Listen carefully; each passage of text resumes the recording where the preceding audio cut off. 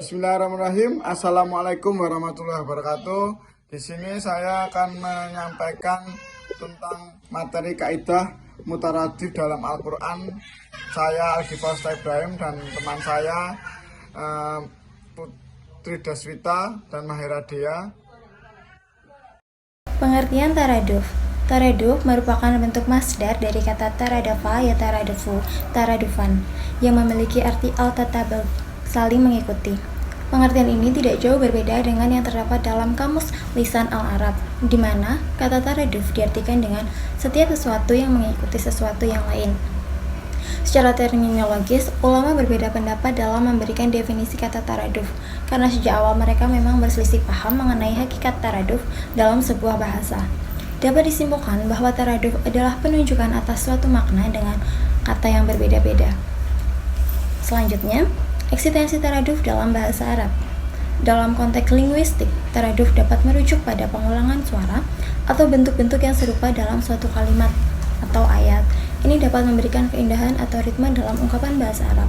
Sementara itu, dalam konteks lain, taraduf dapat merujuk pada koordinasi atau ketergantungan antar bagian atau unsur dalam suatu sistem. Misalnya, dalam konteks ekonomi, taraduf dapat mengacu pada keterkaitan dan saling mempengaruhi antar sektor ekonomi. Dengan demikian, eksistensi taraduf dalam bahasa Arab mencerminkan ide kesatuan, keterkaitan, dan saling bergantung antar berbagai entitas atau aspek kehidupan. Taraduf dalam Al-Quran. Dalam hal ini terdapat dua kelompok yang berbeda pendapat mengenai taraduf dalam Al-Quran. Kelompok yang pertama ialah kelompok yang tidak mengingkari adanya taraduf dalam Al-Quran. Mereka menganggap taraduf sebagai bentuk lain seperti al-aruf, al-sob'ah, taukid, dan mustasyabih. Al-taraduf dipahami sebagai al-ahruf, al-sob'ah. Menurut pendapat mayoritas adalah 7 bahasa atau dialek dari bahasa Arab yang memiliki satu makna. Al-taraduf dipahami sebagai taukid. Sebagian ulama tafsir memahami al-taraduf sebagai taukid karena dalam taukid ada pengulangan kata yang memiliki makna sama, al-taukid bi al-lafaz muradif.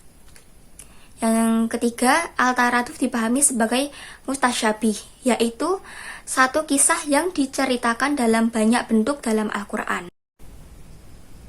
Sedangkan kelompok yang mengingkari taraduf dalam Al-Quran berpendapat bahwasanya penyusunan kata masing-masing ayat yang tercantum dalam Al-Quran memiliki ciri yang berbeda serta tidak dapat digantikan dengan kata lainnya meskipun memiliki makna yang sama. Oke, kesimpulan. Setelah dilakukan penelusuran terhadap beberapa kata dalam Al-Quran yang selama ini dianggap sebagai kata sinonim serta dilakukan pembacaan dengan metode tafsir bayani, harus ditegaskan bahwa tidak ada kata dalam Al-Quran yang memiliki arti sama atau mutaradif. Setiap kata memiliki spesifikasi makna yang tidak bisa digantikan kata yang lain. Al-Quran sebagai kitab suci mempunyai rahasia dalam setiap susunan redaksinya. Selain nuansa, keindahan, dan keserasian dalam setiap pilihan kata-katanya, ketinggian bahasa Al-Quran ini menjadi salah satu kemukjizatan Al-Quran yang ditantangkan kepada semua manusia yang meragukan eksistensinya sebagai wahyu ilahi. Oleh karena itu, dibutuhkan pemahaman yang mendalam terhadap ayat untuk membedakan arti bagi kata-kata yang dianggap mutaradif dengan pendekatan tafsir bayani. Mungkin itu yang bisa saya sampaikan dengan kelompok saya.